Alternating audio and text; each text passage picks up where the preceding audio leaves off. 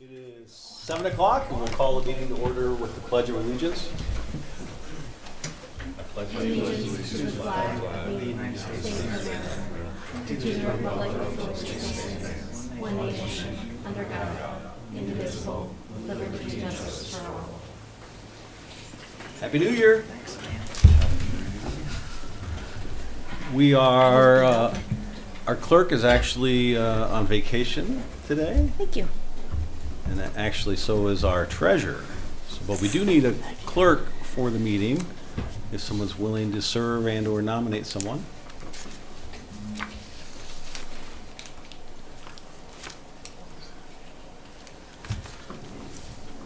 I nominate James, trustee Thering, for clerk. I support. Nomination by Brown, support by Lay. Any other nominations? See none, you're willing to serve? Yes, sir. Appreciate that. Thank All in you. favor of trustee Thering being our temporary clerk tonight, say aye. Aye. Opposed, same sign. Thank you for serving. Passes unanimously. With that, trustee Thering, would you do a roll call of the board, please? I will. Supervisor Milky. Here. Clerk Cody is excused. Treasurer Rogers is excused. Trustee Brown. Here.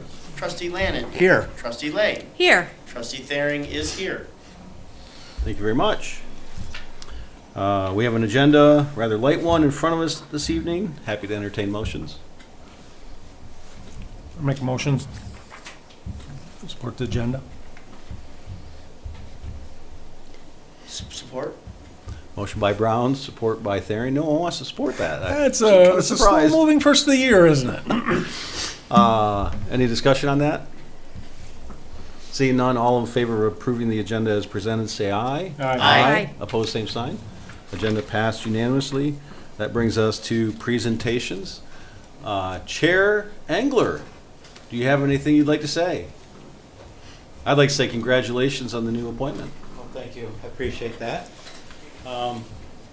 Like always, would more rather take questions, but you're going to see a little bit of change in the board next year. We actually reread our bylaws, so trying to be a little more nimble, a little more open to the public. So we've got scrubbed all our subcommittees, and so usually our subcommittees meet 1 week before. So by law, we have to have a finance committee. It's going to be finance committee and committee of the whole. So all the directors are going to be there to answer, to know what everything's going on. So then, a week later, when we had our regular meeting, yeah, it's been a rough. It seems like I'm stumbling a little bit already, but we're going to have a regular meeting start at 5. There will be no work session. So and then we'll have one as we go through there. So hopefully we'll get enough work done with the whole board to get that done. Streamline it, get some more discussion going. So took a little bit from your board. We changed the agenda a little bit where we're going to have agenda items only on the first public comment, and also a little more at the end. We're going to have our director's report. So I kind of stole that from you guys. So that seems to work well with you guys. So hopefully the new year's going to go. I'm optimistic. I said been working. Our new administrator seems to be jumping in with both feet, and I think we'll get there. So I will take any questions if you have any. If not, I'll let you have the floor back. So the new schedule, is that starting effective at the next meeting? Yeah, yes, it'll be Tuesday. It'll be called Finance Committee because we have to have it in Committee of the Whole. So going to be a little less informal, a little tighter. Hopefully we'll be able to get a little more discussion with the department heads, so all the directors know everything going on. And then of course, first of the year, and they're already starting to work on audits.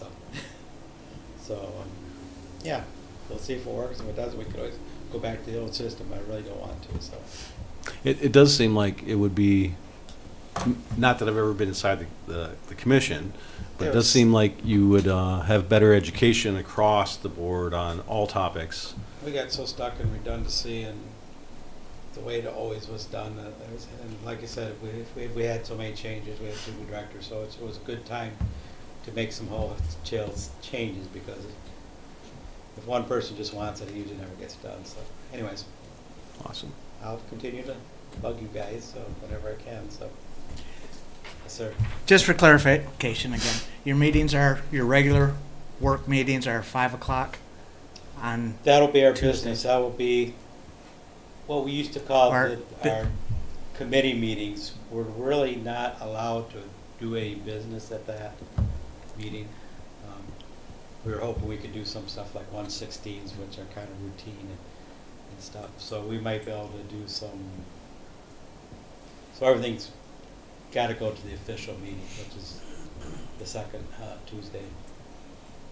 but your regular meetings are at 7 o'clock still? No, they're going to be at 5. They are at 5, regular Just meetings at so 5. if someone getting out of work or the staff wants to go there, you know, sometimes what the staff has to do, they're going to be right there. So it's just, hopefully we'll be done by 7 o'clock. So And these are at the Commission on Aging building right now, currently? yeah. We're still having a lot of issues with the technical issues out there. So I don't know if that's going to get much better or not. We do have a new tech person working with us now. So it just wasn't set up for what we're using it for. So sometimes we cut out on Zoom and for YouTube, and usually we have a voice, but sometimes the picture goes. So Well, I hope the changes go well for you. we'll tell you. We'll keep you updated on it anyway. So thanks. Thank you. Thank you. Thank you.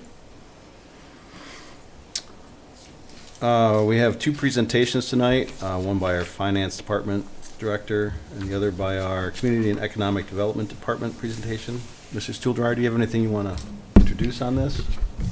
Just briefly, with the new board, and it's unfortunate we have a couple people missing. One is new, just Roger's the treasurer.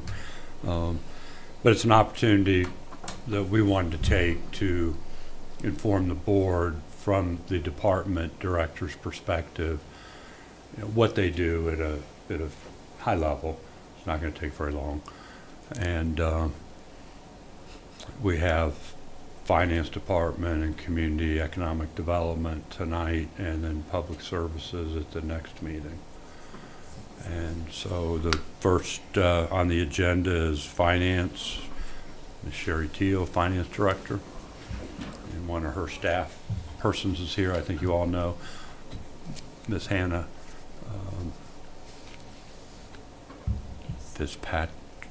Lynch, sorry, accounting specialist. I think you've all met her. Yeah. Yep. All yours. So the Finance Department, I'm Sherry Teal, and I'm the Finance Director. I just wanted to go over like some of my qualifications. I've worked for Union Township for 10 years. Prior to Union Township, I worked as an accountant for the city of Midland for 13 and a half years. So I have a lot of governmental fund accounting experience, almost 25 years. I have a bachelor's degree from Alma College, a master's degree in business administration from CMU, and while at the township, I've also completed the MCAT certification, which is a Michigan Certified Assessing Technician certification with the state of Michigan. I kind of want to go over like the costs of operating the finance department. We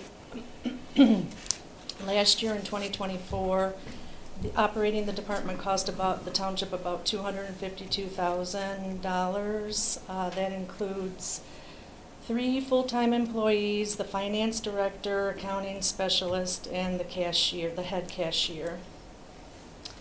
One thing to note about the finance department is we don't bring, revenues into the township, obviously, but we do affect some revenues, and also if we don't do our jobs correctly, it costs the township money. Like payroll tax deadlines, we have to meet deadlines or there's penalties. Late fees, the audit costs can increase if we don't complete things timely. If the auditors have to take a lot of time to go over things, it will cost the township more money. I set up a little bit of information here. Some of the things, the revenues that the finance department does affect is the cities, villages, and townships revenue sharing. Over the past several years, we've had to submit a lot of financial information to the state of Michigan to be eligible for that. Now this year, usually it's due December 1st. This year they kind of did away with that and didn't really have to do anything.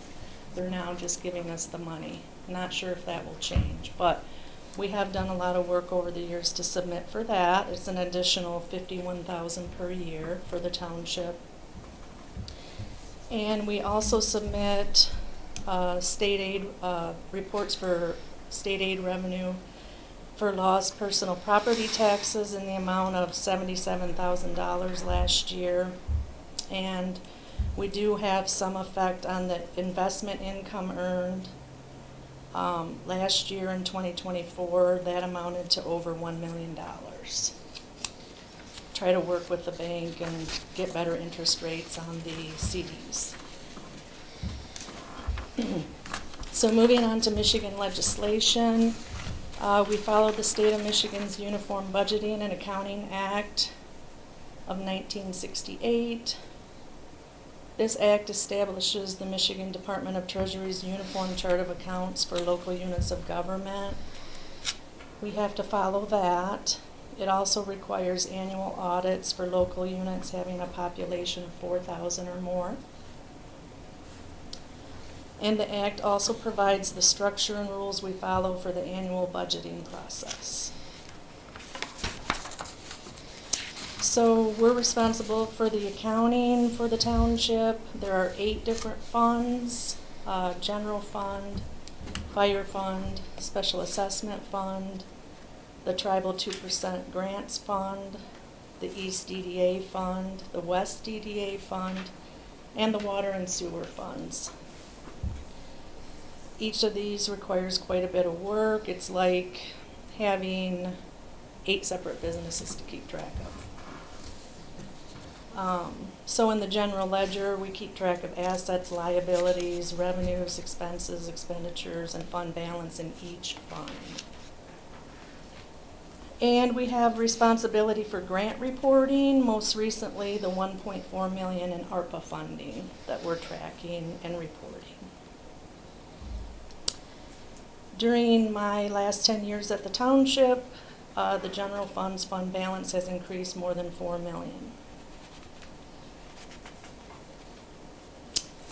We're also responsible for the fiscal year-end audit. The whole process takes about 6 months to complete.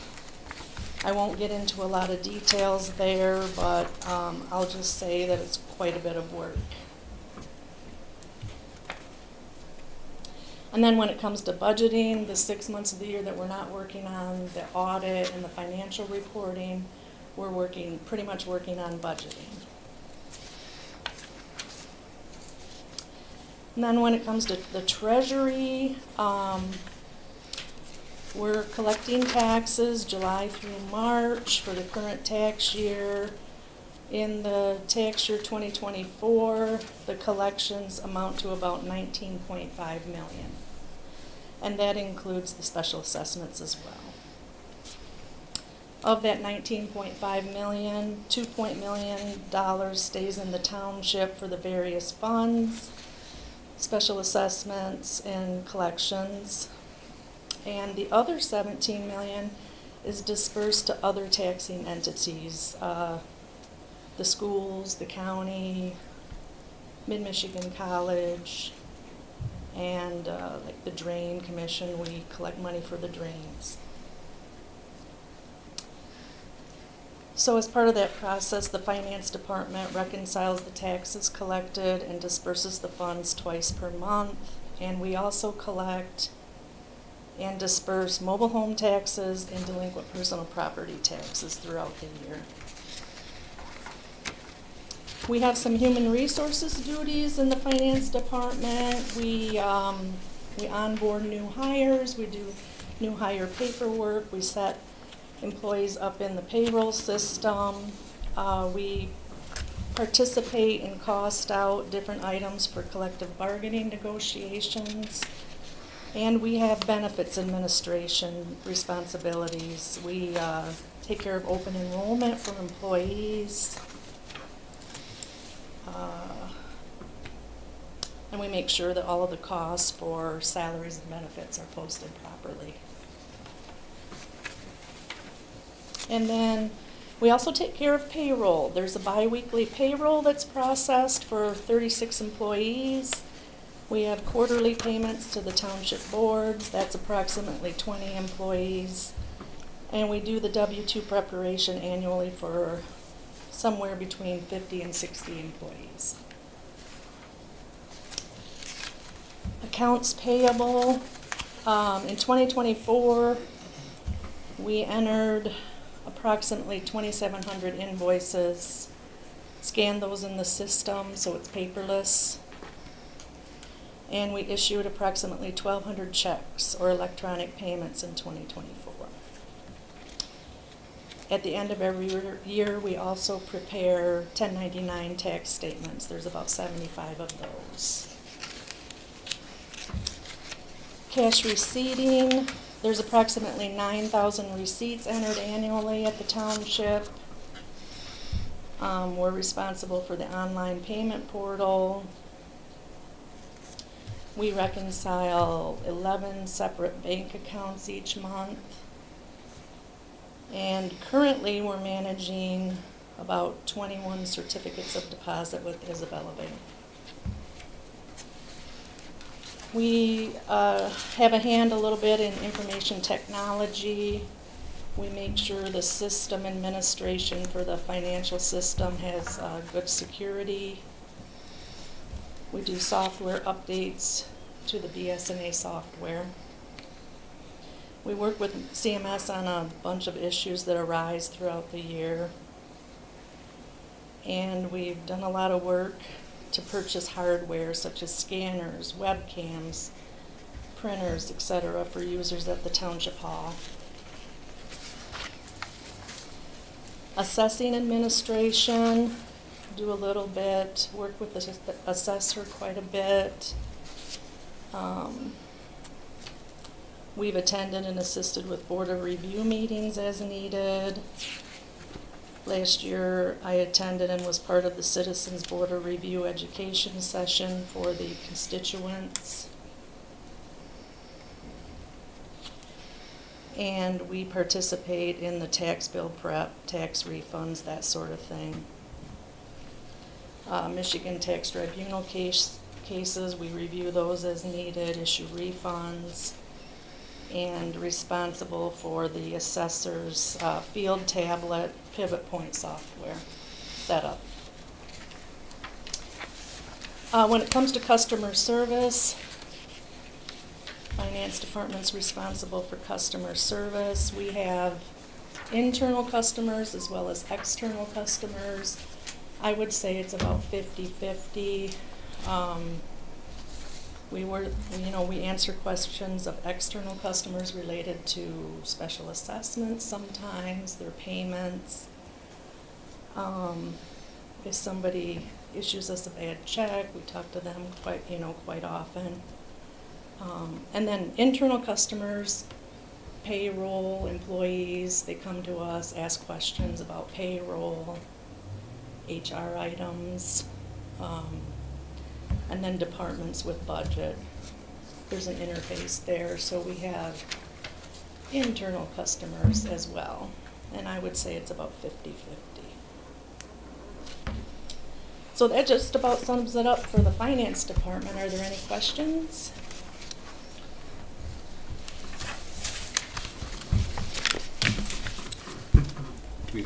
One Oh, sorry. I knew I had one, but now I'm trying to get back to it. Somewhere you had mentioned, oh, there it is. 2,700 invoices entered for payment, 1,200 checks. I guess I just expected those numbers to be closer. Is that because of electronic payments, or is that on occasion combined invoices? Yeah, like for example, consumers energy. There's one example, we get like 56 different invoices from consumers, Okay, one. but yet we might only pay it twice a month. Whatever the balance is for all the different accounts within the townships. That makes Right. sense. Okay. Yep. I just have to lift up again. I know it's been brought up before, but this would be in the third page, was the investment income earned on cash reserves over $1 million in '24. I just thrilled every time I see that. And that's good work in your department to make that happen. Try to maximize that. Yeah. As the fund balance grows, we have more money to work with. So, but then also interest rates have increased, but we do try to work with the bank and say, hey, before this CD renews, you know, what kind of interest rate can you get us? Otherwise, it'll just renew at a lower rate. Right. So we try to keep bumping that up. And then I just wanted to mention, Sherry mentioned a lot of the day-to-day activities. The finance director is also part of the executive leadership team, so she does spend some time in that arena, which is less technical than what she went through. She's part of the township manager succession policy that's in your governance policy document. And what all that means is that I take up some of her time as well. So, thank you. Thank you. Any Thanks. other questions? Thank you. Okay, thank you. Thanks, Sherry.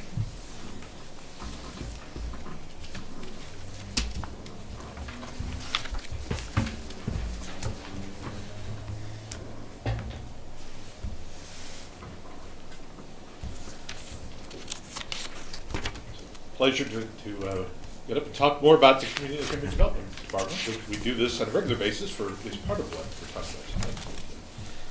Pleasure to kind of share the bigger picture. The graphic you see that's in your packet is the bigger picture. These are all the things that and people that tend to be on my mind as director of the Community Economic Development Department.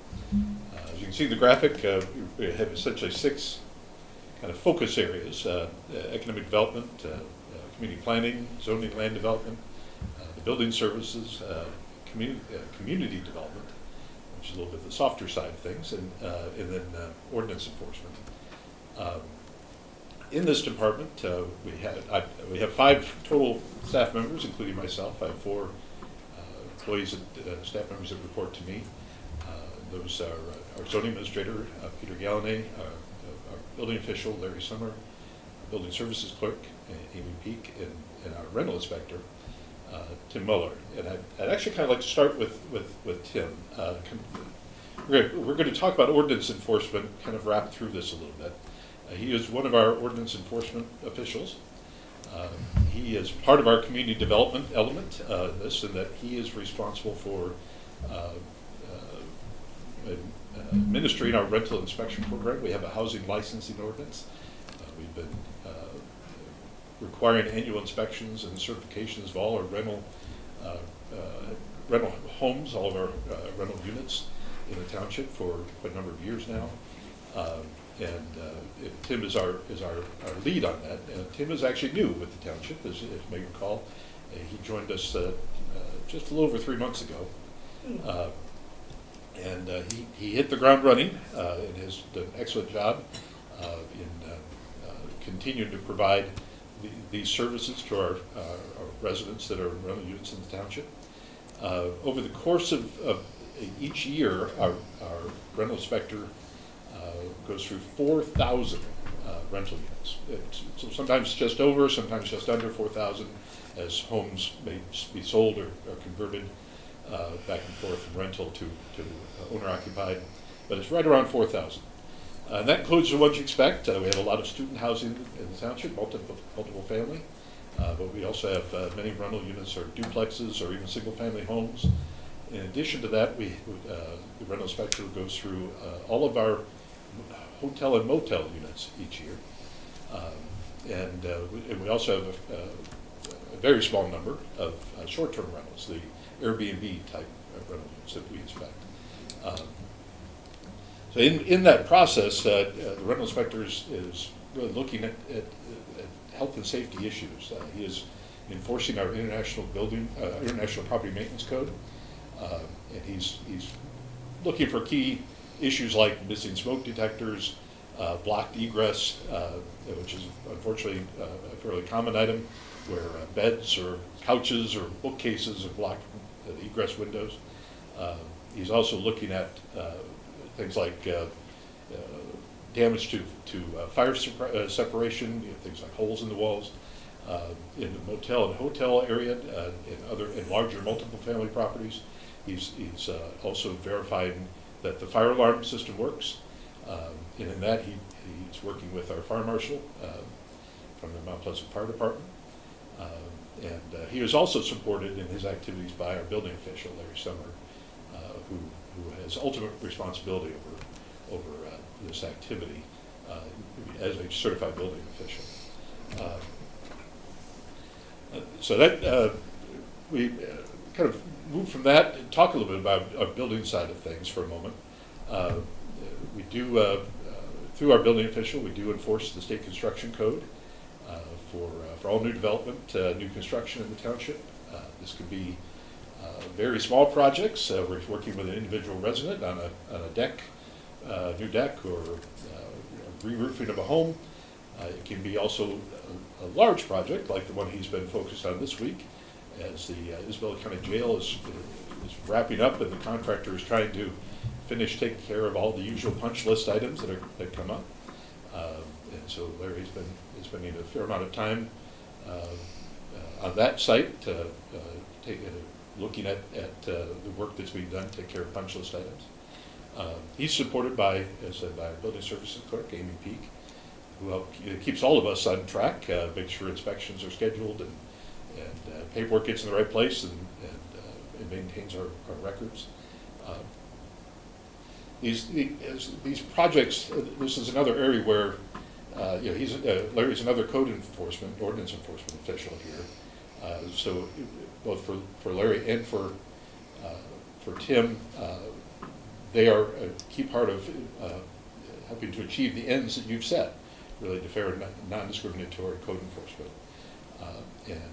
This is a topic that we talk about regularly, frankly, in our meetings, and it is a key element to provide the services as they should be provided for the township to help our residents have a safe environment. As part of the building side, we have one of our 4 boards and commissions that this department provides staff support for. We have actually 2 boards of appeals. One is our zoning board of appeals that you're familiar with, that handles appeals related to any zoning ordinance, zoning permits, or any variance requests. But we have a more obscure one, you might say, that's the construction and housing board of appeals that handles appeals related to the state building code or interpretation of that code or denial of a building permit, that sort of thing. Now that particular board has not met in more than 5 years. I can say that because my 5th year anniversary, I started my 6th year with the township about 2 days ago. So I can say over 5 years ago. I don't know much before that, but I know it hasn't met during my tenure. And actually that's a very good thing, because what that says is that the building code is being enforced as it should, and there are no controversies related to that. I mentioned the Zoning Board of Appeals. They also have not met in a very long time. I think more than a year. And that is a good reflection on the new zoning ordinance that we adopted in 2020 and the work of our zoning administrator, Peter Galladay, to enforce that consistently. his work, much of his work surrounds applications for various types of development projects. We have our zoning ordinance. The zoning ordinance is really part of it plays a key role in land development in ensuring that the character of the community reflects the preferences and desires that are set forth in our master plan, our long-range planning documents, and in the ends policies that you've set. That ordinance, the standards in that ordinance are really intended to implement these policies that have been set. The application process, such as site plan approval, is one of the key means to ensure that those standards are followed.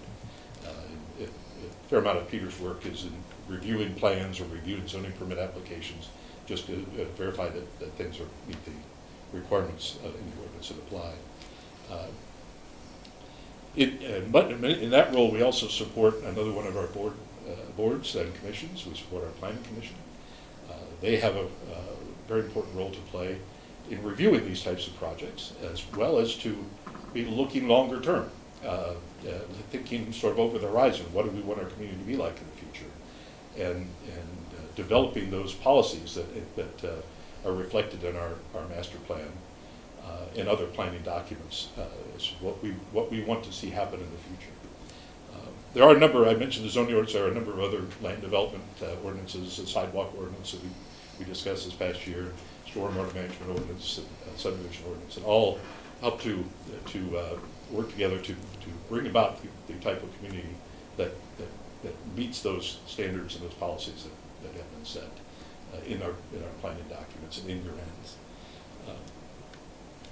We talked about the planning side. The only other thing I'll bring up there is our department does have a role related to parks and recreation. You'll hear tomorrow more about that from Public Services. They take care of the parks and do a wonderful job. Our department helps take care of some of the, what I call the park programming. We work with the leagues every year to make sure that their games and their practices are scheduled, coordinate that with Public Services for maintaining the fields. We also work with tournament organizers for reserving the fields for those types of activities. And of course, we plan for and help to bring about the new outdoor fitness court that's here in McDonald Park. So those are some of the pieces. Really, we talked. The last one is economic development, and we talked about that earlier. That November board meeting. I'll just mention one item related to that. It's up in the upper left corner, and that is business retention visits. And I apologize for ending on a bit of a down note. You could go, this is not how this would have ended, but we have to end it this way. And that is one of the things that I get to do, and I very much enjoy doing, is visiting with the business community. Whether that's in our DDA districts or some of the other businesses. I get the opportunity to go out and hear what's going on and occasionally get to help solve problems. We unfortunately lost my partner in this last week. As you know, Jim McBride, the president of the Middle Michigan Development Corporation, passed away just before Christmas. He and I were out visiting 4 of our businesses, including a couple of our larger employers, My Michigan Health and Delfield Industries, and deeply appreciate his long service to the community and his support for the Union Township business community. He will be missed. I just have to say I very much appreciate him, and that those visits now are a good memory for me. Again, I apologize for ending on a down note with that. It wasn't intentional when I organized this originally, but with that, I'm happy to answer any questions you may have. How about a note, not a question? You brought up the fact that the ZBA had not met in over a year. I just want to note, I used to be on the ZBA, and that was prior to the 2020 ordinance. I think we were working on it at the time, actually. But we actually ended up going from a quarterly schedule to a monthly schedule because of the demand that our old ordinance was putting on the ZBA board. And the fact that we're down to maybe one a year on average now, again, really speaks to the work that the Planning Commission did in getting a good zoning ordinance. And obviously, can continually be updated, but I did want to reflect on what it used to be like prior to that ordinance. Rodney's also a member of the executive leadership team. I lean on him a lot. Of the 3 department directors, Miss Teal, Miss Smith were here when I arrived, and I've been here now almost, maybe I'm working on my 10th year at the township.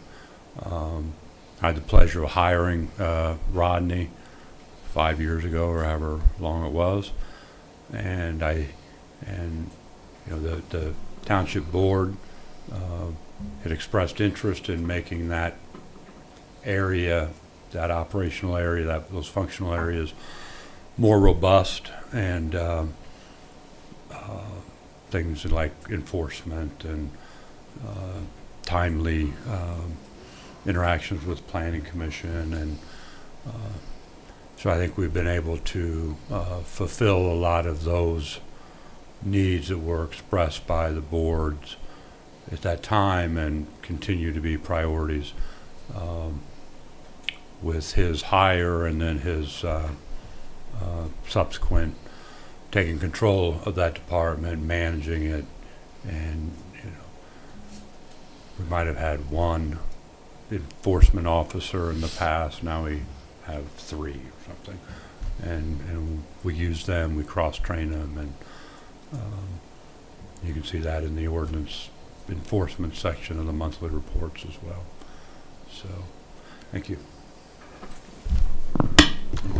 Comments or questions? Thank you. Thank you so much. Thanks for all the hard work.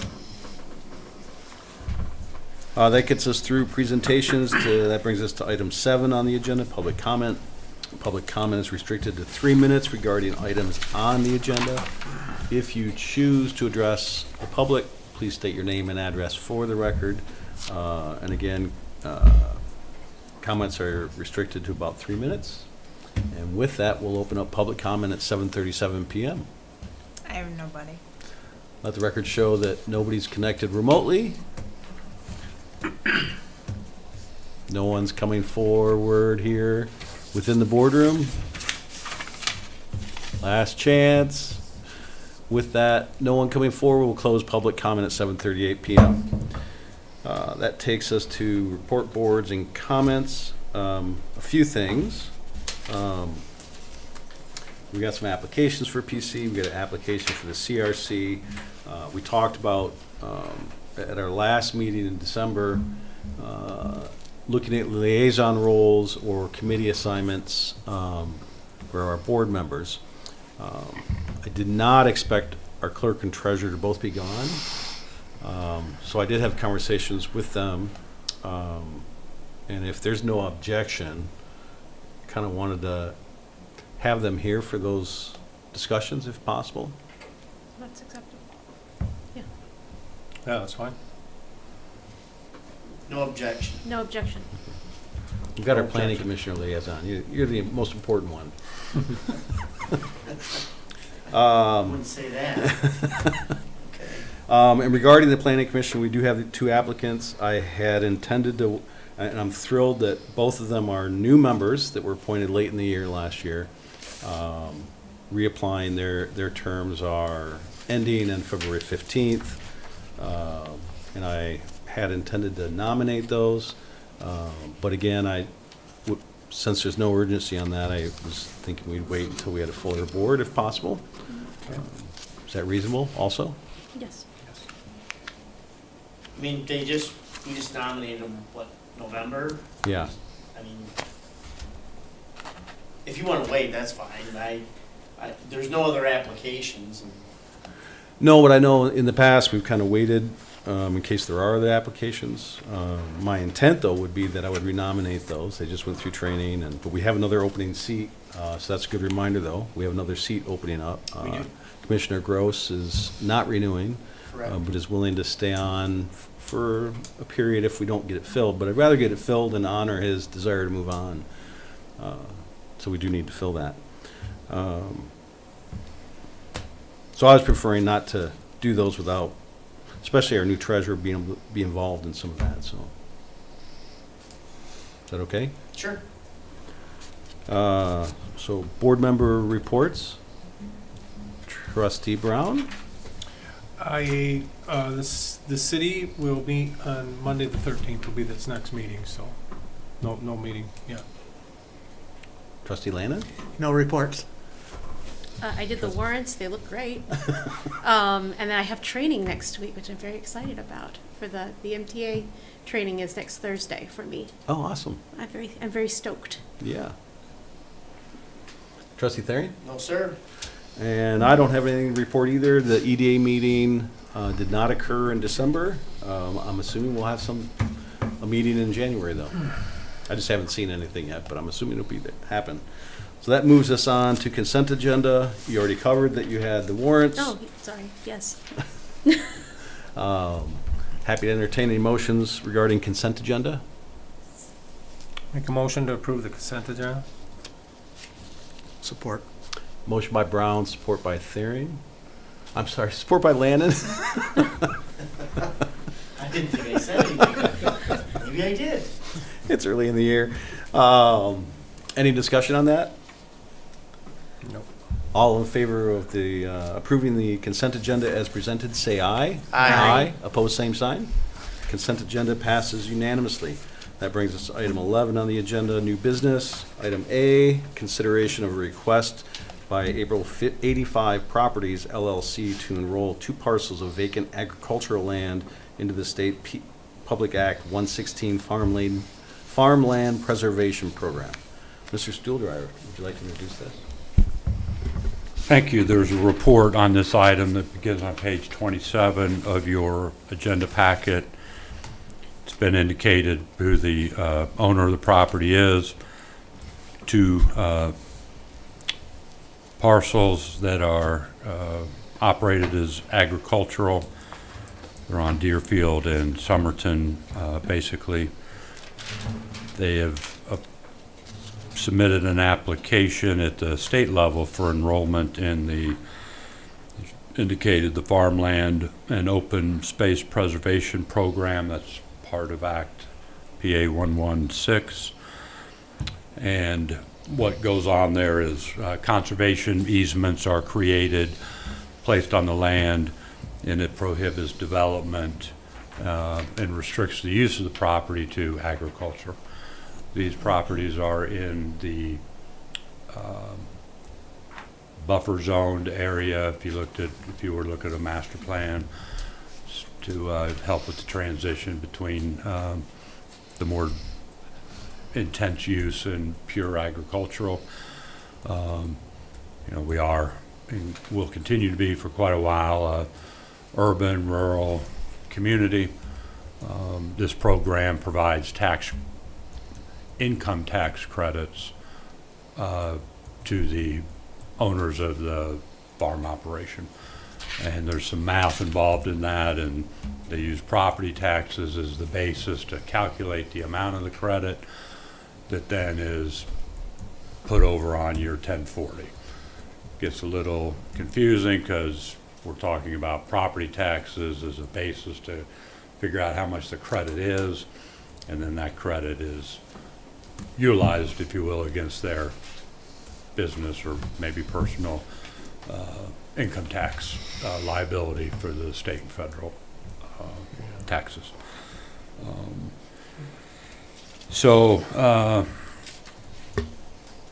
I do want to mention that and it's spoke to in more detail on page 28, but I just want to make sure the board is aware that once this property is placed in the program, should there be a use, a need for that property for, say, particularly this one where it's located near 127 at the south end on Mission, the business loop, it's only a northbound exit. If we wanted to create some sort of improve that interchange and create a way to get from business 127 north on Highway 127 we would probably be needing this property. And by putting it in these programs, it makes it more difficult to get to utilize that property. And I point that out only because we're not going to lose any property tax revenue. It's going to benefit the property owners from an income tax credit perspective. But if in 20 years we wanted to consider improving those interchanges, we'd have to address the issue, and it wouldn't be as clean as otherwise. There was discussion on that internally, and when you weigh the probability of those kind of things happening versus the benefits to the township more currently from a rural buffer and getting the ag property outside of development potential, we feel that recommending that the board approve this application makes sense. But I do want to let you know that there's some downside to it, low probabilities. The entire application process mostly is handled by the state. There is a piece for the local governments, which is in front of you today. I believe, and Mr. Nanny can correct me if I'm wrong, but even if we were to deny it, they still have an opportunity to go straight to go to the state and make their case and possibly be granted approval. It's more, we're involved more than just a rubber stamp, but we don't have veto power. So with that, I'd be happy to answer any questions any of you may have. No, explain it with me. As I understand it, I just want clarification too. You mentioned once it enters that Public Act 116, I mean, it's basically protected agricultural property at that point. But I believe that the owners can choose to take it out at some point, but they may pay a penalty, right? That's how that works? Mm-hmm. Because they've gotten a break on their, through tax credits. I mean, township staff's no expert in this arena, but you are right. And if the individual owners wanted to remove themselves, there's I'm sure, a pretty involved process. Penalties such as repayment of the taxes that have been foregone by the state that otherwise may have been paid. So that's a correct statement. Now, I only learned that on the board review, because I think there was an incident where that occurred. So, Okay. And those are their decisions. any questions or? Mr. Haney? If it's right, I Sure. can add a little bit to that. I suspect I was like, Mr. Engler wants to add the same thing. I figured if the board wanted to hear more, I might entertain asking Chair Engler. There are really, as far as I'm aware, really two reasons why the property can be removed from one of these agreements prior to the end of the term. One is for a public purpose. The land is going to be used for a public purpose. And we had that experience actually just a couple of years ago when some land was detached from the Mr. Whitehead farm to be added to County Park, Convernian Park. And we had an action there to adopt a resolution supporting that change. The other one is for an economic development project. So along the lines of what was discussed. However, that is a very narrow one, and there's a number of conditions that have to be met.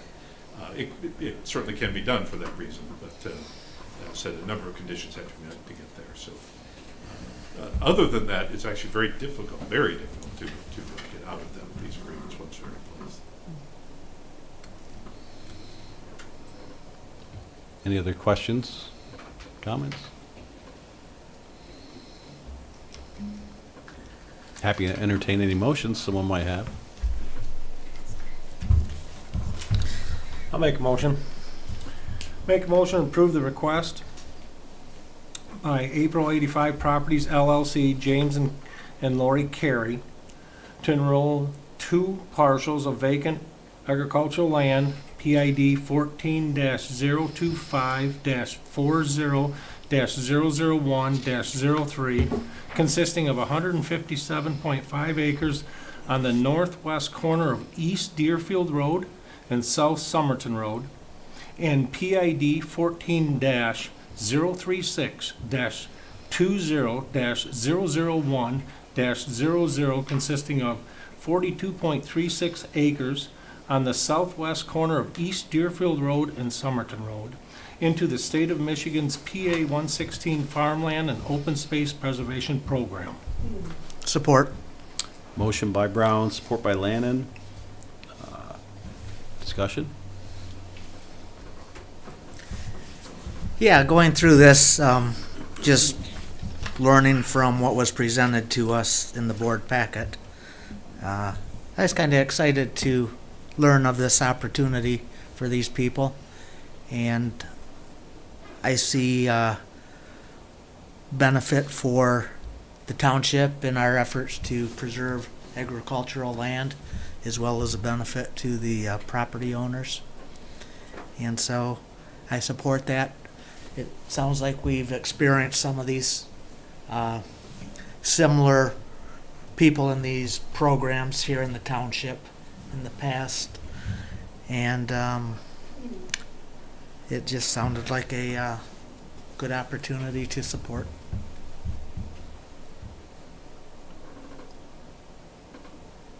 I'll second your comments, Trustee Lannon.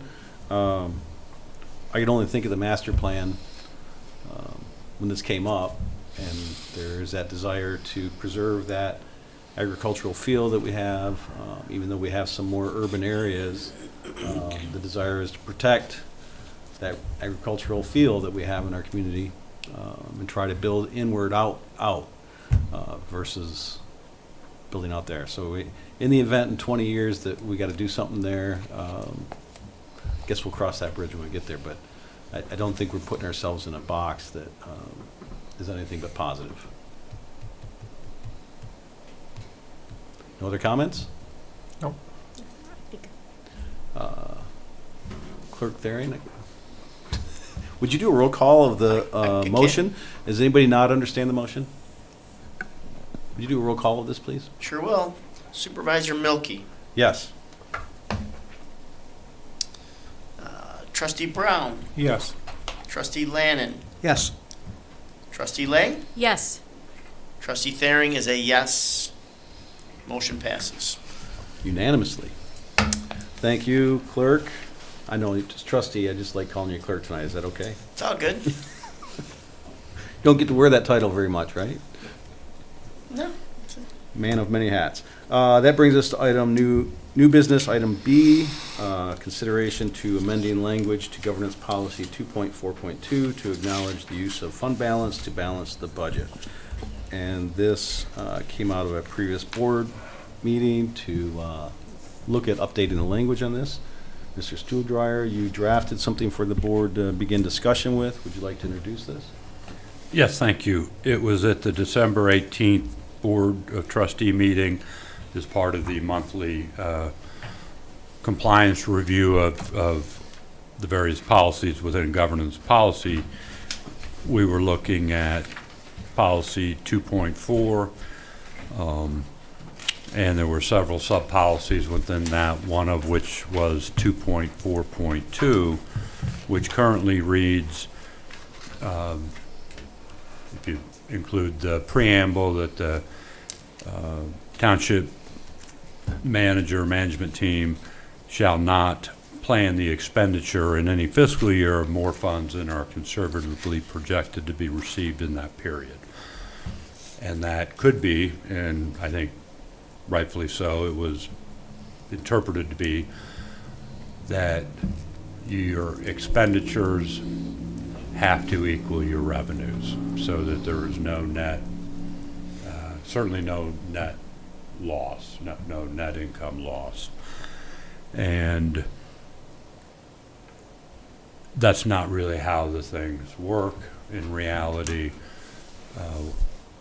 We have fund balances, almost all communities do.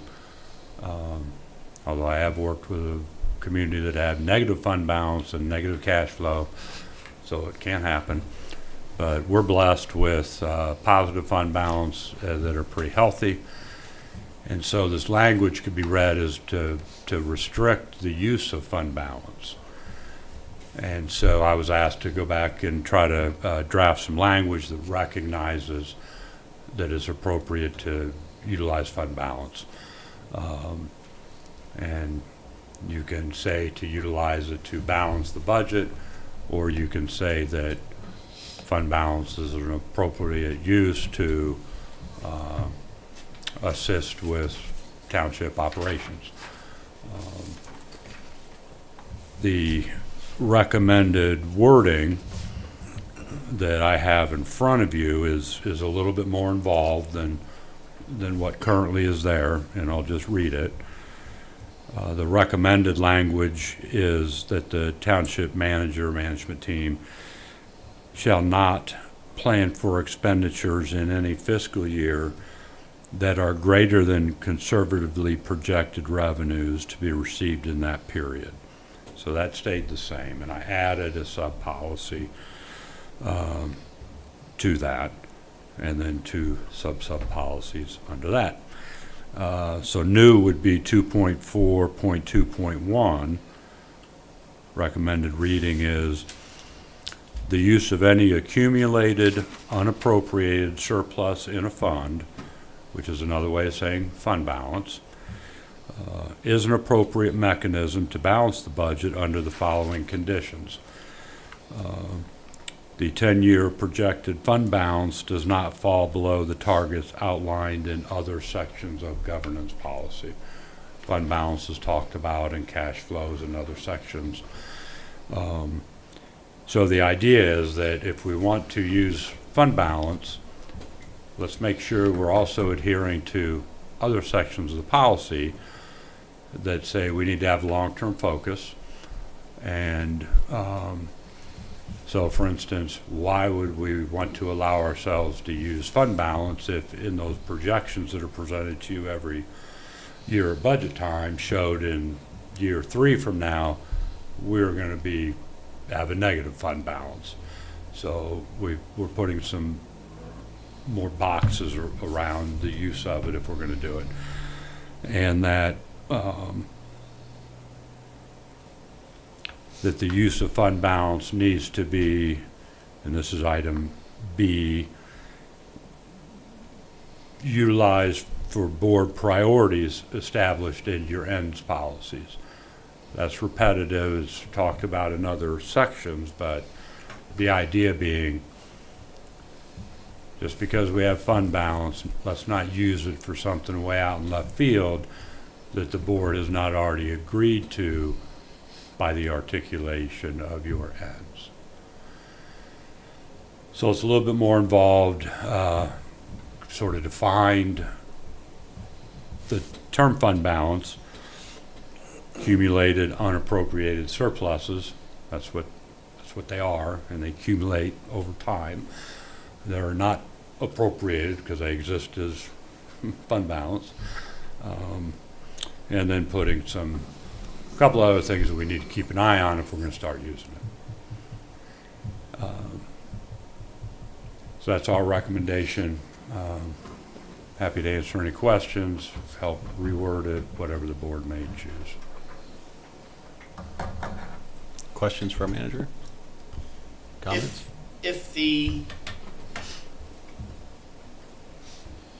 So let's say our next budget in September or October, we start talking and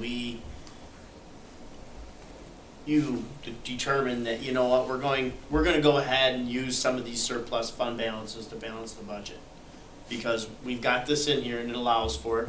And let's just say the reason is correct. You know, it's something you would do. Would that be identifiable through either you telling us or we being able to just easily see it on the budget? It would not be easily identifiable. I mean, one, you budget at the department level, and we need to remember that cash is, term I use is fungible. I think what you're asking is, if we're gonna use $500,000 of fund balance to balance the budget, where in that budget is this $500 being used to balance the budget? Yes. And I don't know how to answer that other than to say it's spread out across the entirety of the expenses. I guess I'm also looking at it as if that's what's needed, because it, you know, I'm just gonna say in this case, this is what we need, then, you know, how do we identify why and how do we prevent it from happening again? Through the review of your entire budget, and I think as you found that, you know, with a little bit of work, I can tie every penny that we're spending to your own policies. Right, but like you said, if it's kind of divided up throughout the budget, it may not be easily seen, so how are we gonna? Prove compliance? Well, it's not so much compliance, because I mean, that's what it's there for. If we need it, that's what we need to do.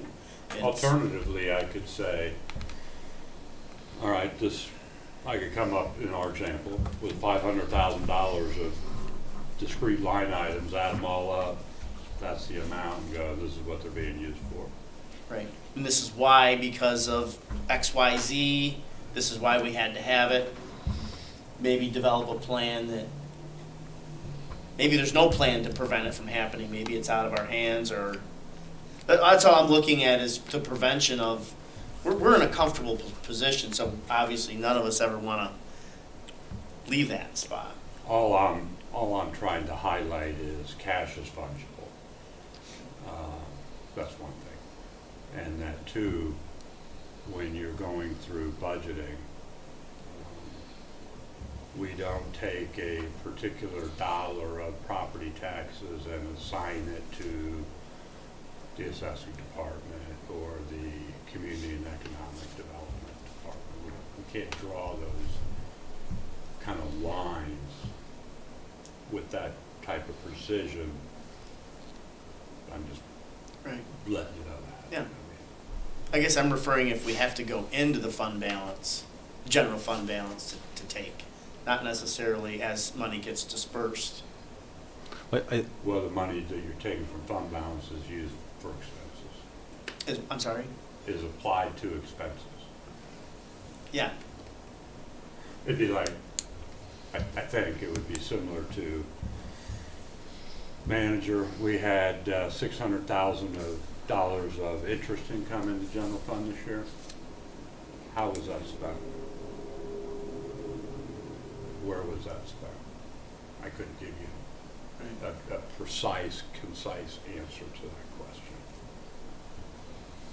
Impressed, I'd find two departments that equaled $600,000 and say it was spent there because cash is fungible. It's like a bucket of water. Drops go in, but you don't know which drops you're pulling out to pay for stuff, right? So there is, I mean, this is just a recommended language, but when you get into municipal finances, we have a lot of sources of resources. Many times are referred to as revenue, but a resource that is available is surplus unappropriated revenue that's accumulated over time. That means fund balance. And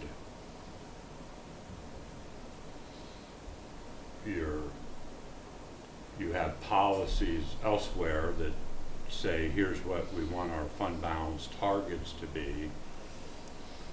And if you could look at a given year's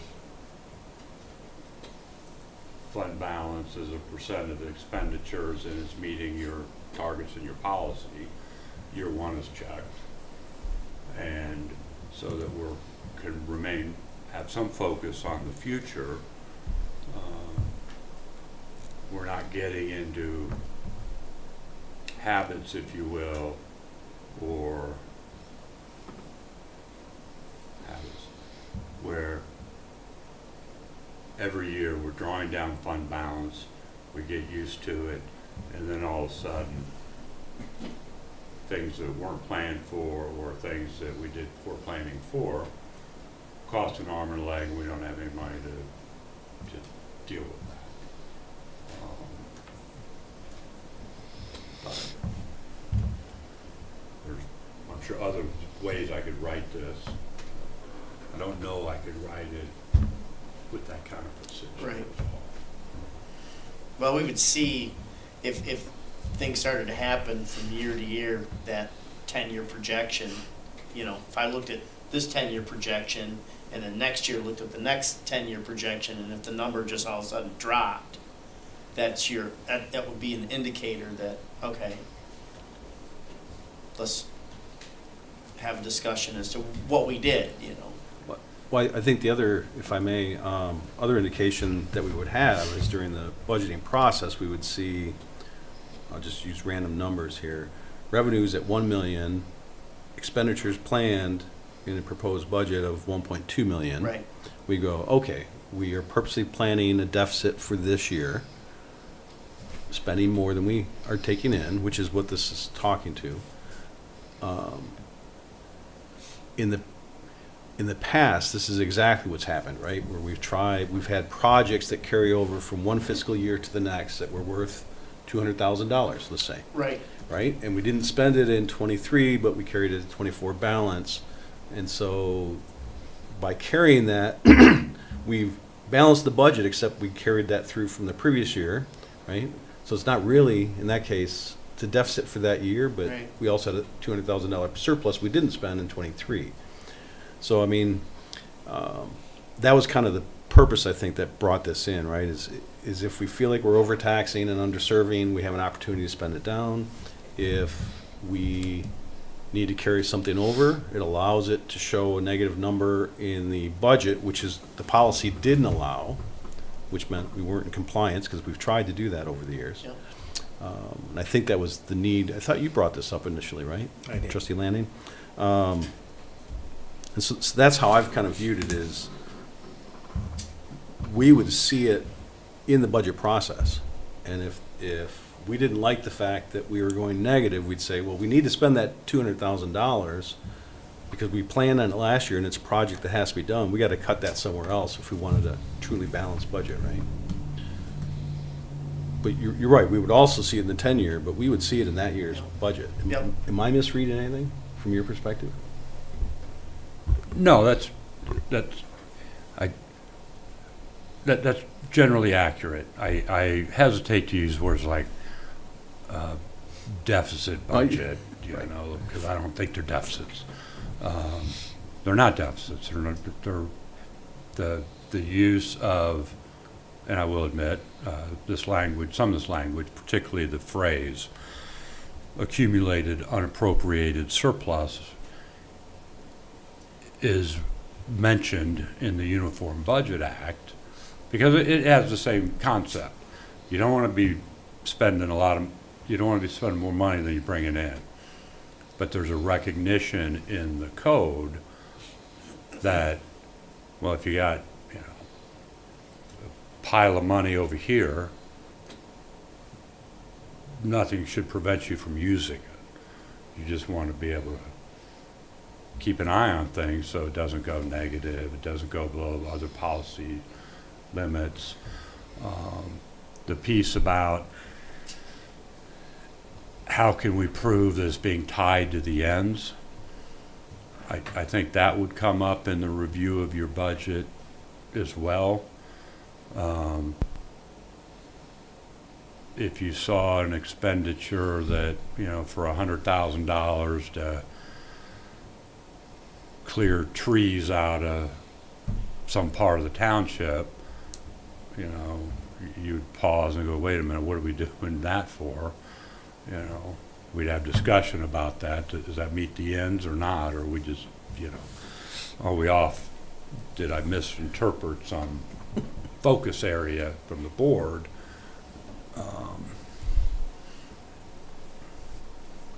So. Thank you. I'd like to make a motion amending governance policy 2.4.2 to acknowledge the use of fund balance is an appropriate mechanism to balance a fund budget when expenditures in a fiscal year are projected to exceed projected revenues. Support. A motion by Lannon, support by Brown. I just want to make a comment for the public. If they didn't watch the last meeting and then they're watching this, I just want to give a little background, and I kind of did that already, but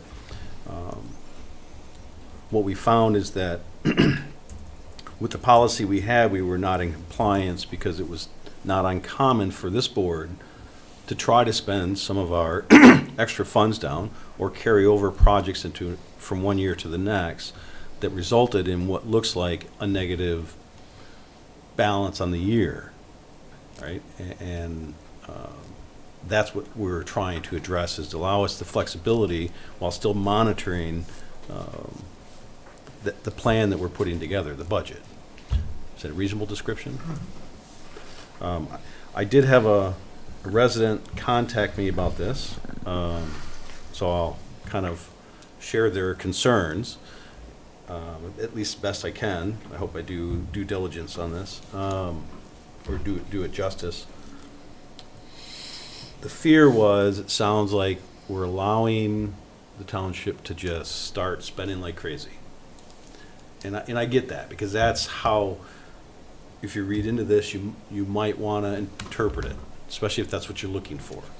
And I'm not suggesting this person was, but, and I assured this resident that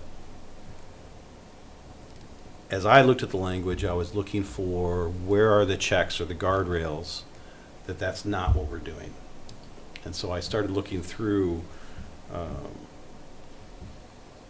some of the other policy governance, the other policies that we have, such as the appropriation or ability to spend limits. So we've imposed limits on the manager's office not to spend over certain amounts. I believe it's $20,000. I think we upped it last year. Unless it's an emergency, and then that's given certain guardrails as well. So what we're not doing is we are not removing those checks, right? And I'm saying this half for the public's perspective. We are not removing those checks. Expenditures still have to, large expenditures, even budgeted expenditures, still go through this board. And the use of this would never be done without full board approval through the budgeting process. And that's how I interpret this. Anybody disagree with those statements? And to me, those are the guardrails and checks. So we're allowing the flexibility so that we can do some of the things we just discussed, but we're not removing what I think are checks on the future of the township. So I'm in support of this as well. But I wanted to explain it to the public because I don't want it misinterpreted. Hopefully I did okay. Did you have something? Well, just to highlight, I think part of your point, the FY 2025 budget was approved with a use of $800,000 of fund balance. Arguably, when we did that, we were in violation of the current policy. Right. So, and yet we still we're projecting fund balance that'll still pay for 2.5 years of operations. Right. Yeah, the township's in good financial state, so. So my comment on this was, reviewing what the previous board's budget was for this year that we are inheriting, had that scenario that the manager just explained. The verbiage that the manager came up with to address the concern that was brought forward does not change anything about the budgeting of the previous board for this budget. It just brings and verbalizes why someone may interpret something, and there's an explanation for how it's been done. And so, as board members who follow policy governance, it's our responsibility to utilize that document and expand on it, modify it, massage it, add to it, as we see things that we do here at the board, but may be outside of what the current language in the policy governance is.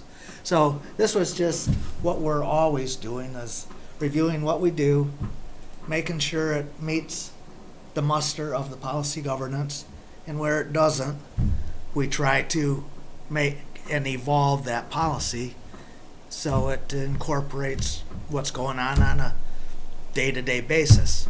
Nothing was done wrong, we just found a spot that needed explanation. And so we carry that out through this request to the manager to come up with verbiage and additional line items in the policy governance that help direct and guide the board, is how I see it. Thank you. Any other comments? We have a motion on the floor. You okay with just a regular vote on this? Shows, it's got everybody's name underneath it, so I didn't know if we were supposed to do a roll call on that. It's easy to do roll call, we can do that. Anybody not understand the motion or the verbiage we have? By the way, Yes. I just wanted to thank our manager for putting this together and the forethought of tying in some of the other policies from other sections that just reinforce it with guardrails that could probably support EV vehicles because the redundancy and just the guidance. I think he did a real fine job, Manager Stuhldrahr. Would you do a roll call of the board, please? Sure. Supervisor Milky, Yes. Trustee Brown, Yes. Trustee Lannon, Yes. Trustee Lay, Yes. Trustee Thering is a yes. It passes unanimously. Thank you. So that brings us to extended public comment, which is restricted to 5 minutes regarding any issue. If you choose to address the public, please state your name and address for the record. And let's see, 8:18 p.m. we'll open up extended public comment. I have no one online. Let the record show we have no one connected remotely. You could have some. Seeing no one coming forward, we'll close extended public comment at 8:18 p.m. That brings us to item 13 on the agenda, manager's comments. Mr. Stuhldrahr. Thank you. Want to let the board know that I will be out of the office from January 16th, leaving the city. Going to be going up north, so I'll still be in the state, returning to the area on January 24th. I will be naming an acting township manager during that time. Haven't done that yet, but there'll be additional communication that you usually get when I'm out of town. You'll know who the acting manager is. You'll have some contact information, that kind of thing. And then as a reminder, and again, you'll get this as an email too, probably twice between now and then, but on January 29th, there'll be some policy governance education provided by Miss Susan Radwin, who has helped the board in the past with policy governance. That's scheduled for January 29th. It'll be at Jameson Park from 6 to 8. I believe you've all received some calendar invites on that. I don't think I've seen the board since before the holidays. Hope you all had nice holidays and Happy New Year. Thank you. Thank you. Thank you. Thank you. Any questions for our manager? Moving on, final board member comment, Trustee Thering. I am set, thanks. Trustee Lay? Happy New Year, everyone. Trustee Lannon? All set, thank you. Trustee Brown? Set for another 4 years. Awesome. One, again, I just want to congratulate the new chair for the county commission, Commissioner Engler, Chair Engler. What's the proper title for you now? Just chair, right? Just Frank. In any event, congratulations, and I appreciate you willing to step up and serve. Sometimes it's a loveless job.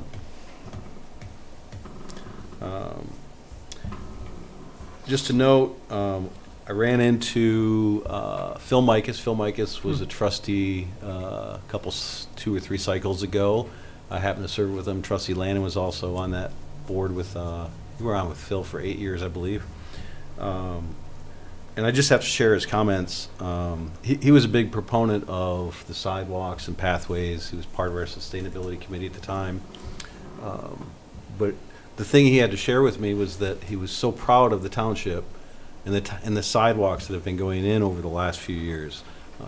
And he just wanted to raise that up and say, I'm so glad the boards after me continue to value that, a walkable community. And then again, too, on the sad note, Jim McBride passed away, and gotten to know their family over the years.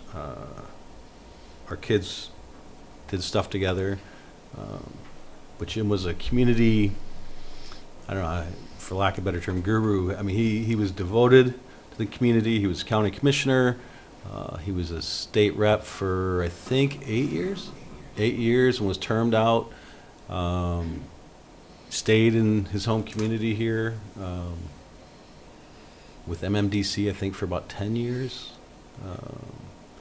And everything he did, it seemed to be about community and the state. So I just want to lift him up and say thanks to he and his family. And with that, I'm happy to entertain a motion for adjournment. Prior to that, Yes. I just want to publicly apologize to Hannah for getting the last name wrong. I feel terrible about that. And I know better, and I know what your last name is, so I don't know what was going on, but thanks, and I'm sorry. It does happen to all of us.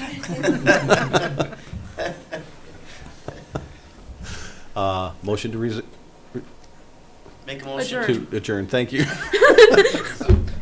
Support. Who made that then? I don't know. It was an assist. Lay. Motion by Lay, support by Brown. Yep. Any opposition? If not, all in favor of the motion to adjourn, say aye. Aye. Opposed, same sign. We are adjourned at 8:23 p.m. Right, nice job.